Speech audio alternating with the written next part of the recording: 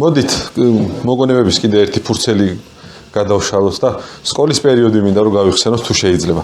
როგორი მოსწავლე იყო ტარიელ ხარხელაური? მასწავლებელი თუ გიბრაზდებოდათ არ ვიცი თუ გახსოვთ ეგ ამბები. სკოლაში მივედი 8 წელს.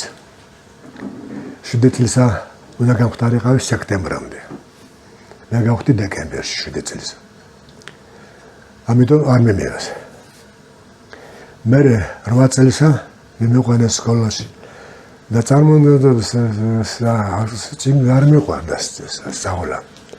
და თვითონ დროც არ ქონდა რა გასწავლე, იმიტომ არავის არ ქონდა იმის დრო რომ მაშინ სოფელში ახალ დამთავრებული ომი და ყველა რაღაცით არის დაკავებული. მაშინ ყველა თავის რაღაც საქმე უნდა აკეთოს.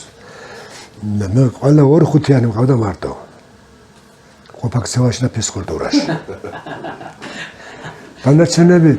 დანარჩენები მეწერა სამიანები გაჭირვებული სამიანები. პატარა თავი რა და ბოლო ფეხი რო არ ასრულდება, ვარ. ასეთ სამიანები. და პერიოდი მე მეხუთე კლასში დამტოვეს. მათემატიკაში ორიანი გამოყვა. ვერ ჩავაბარე მათ, ეს საშემოდგომო. დამტოვეს და რო დამტოვეს მე 7 კლასში რომ მივედი, მაშინ 7 კლასი იყო. როგორ დღეს არის 9 კლასი. ხოდა ჩემს უთხრეს რომ არაფერი აზრი არ აქვს მაგის სკოლაში შევსო და წაიყვანო და ხელობას მაინც ხელვა რაღაც აისწავლოსო. ახლა დაფიქრე მეურმეობა ვიცი. გუთნის წერობა წერავიც რაღაც ეს არის საკმარისი. რაც ჩვენები სოფლელი ბიჭი სწავლობდა პროფტექნიკურ სასწავლებელში, საზეეკლოზე.